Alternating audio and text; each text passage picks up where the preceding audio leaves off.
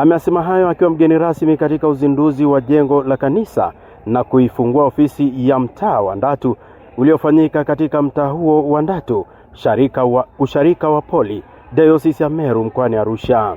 Amesema ni muhimu kuwahimiza washarika kumtumikia Mungu kwa uaminifu ili waweze kubarikiwa. Penye nia pana njia. Na jambo la pili ni kuwahimiza tu washarika waweze kufuata ile kauli mbiu yetu, kazi ya Mungu mikono yetu. Hii ni picha halisi kwamba kwa mikono yao bila ufadhili wowote kuanzia mwanzo mpaka mwisho wameweza kukamilisha. Iwe mfano wa kuigwa na washarika wengine hata wasiokuwepo kwa kukamilisha ile kazi iliyoambiwa bado, lakini kwa sharika zingine kuiga ni mfano mzuri wa kuiga. Aidha, amewaasa wafanyakazi na watumishi wastaafu kuendelea kumtumikia Mungu kwa uaminifu, huku akitolea mfano mchungaji mstaafu Mchungaji Cleopa na familia yake waliojitolea kujenga ofisi za mtaa huo, huku askofu mstaafu wa Dayosisi ya Kaskazini Kati Askofu Solomon Masangwa akieleza mambo aliyojifunza kupitia ibada hiyo. Wito maalum kwa watumishi wastaafu, wakiwa wachungaji au watumishi wa serikali, kwamba ustaafu sio mwisho wa kumtumikia Mungu. Inawezekana. Ndio mfano wa Mchungaji Cleopa na familia yake, kwamba baada ya kustaafu wameona haja ya kumjengea Mungu ofisi hiyo. Inatia moyo. Ni ujasiri huu wa mchungaji mstaafu. Mara nyingi wastaafu tunajitetea kwamba hatuwezi, lakini leo tumefundishwa kwamba inawezekana. Kwa hiyo pamoja na Mungu tutafanya, hata sisi wastaafu tutafanya kazi kubwa zaidi tukishirikiana na wenzetu ambao hawakustaafu pia na washarika. Ningependa tuendelee kuombea viongozi wa nchi yetu, wawe wanasiasa lakini hapo hapo wawe viongozi ambao wanajali taifa la leo na la kesho. Awali akihubiri katika ibada hiyo, msaidizi wa askofu wa Dayosisi ya Meru Mchungaji Ndelekwa Palanjo amesema kupitia maombi mambo yote yanawezekana, huku mwenyekiti wa kamati ya ujenzi wa mtaa huo Hezron Mbise akieleza malengo ya siku zijazo.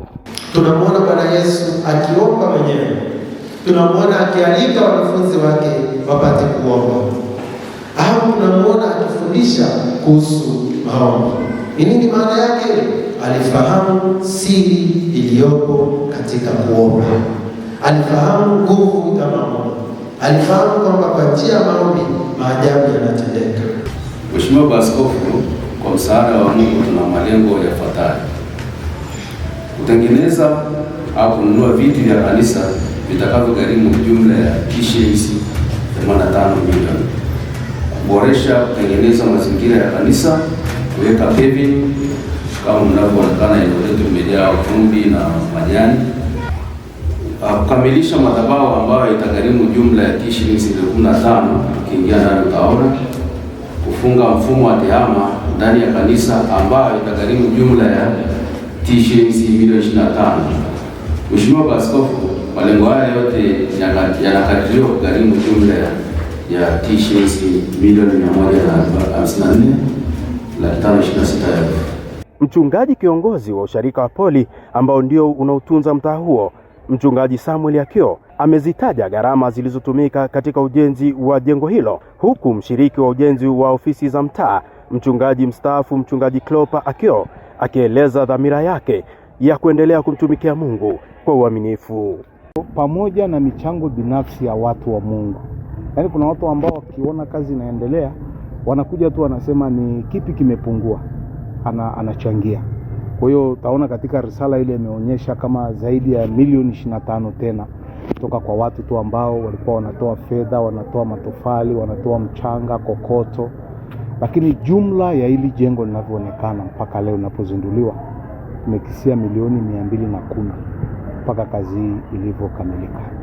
Nikasema jamani, kutoka kule nilikotokea kuanzia mwaka 86 mpaka leo 23 nitamtolea Mungu kitu kidogo. Tukajipanga, tukajengea mtaa wetu ofisi hii.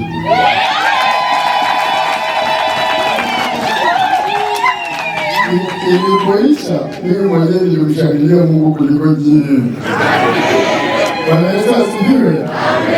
Kutoka katika mtaa huu wa Ndatu ulio sehemu ya KKKT Dayosisi ya Meru, mimi ni Elihuru Machao.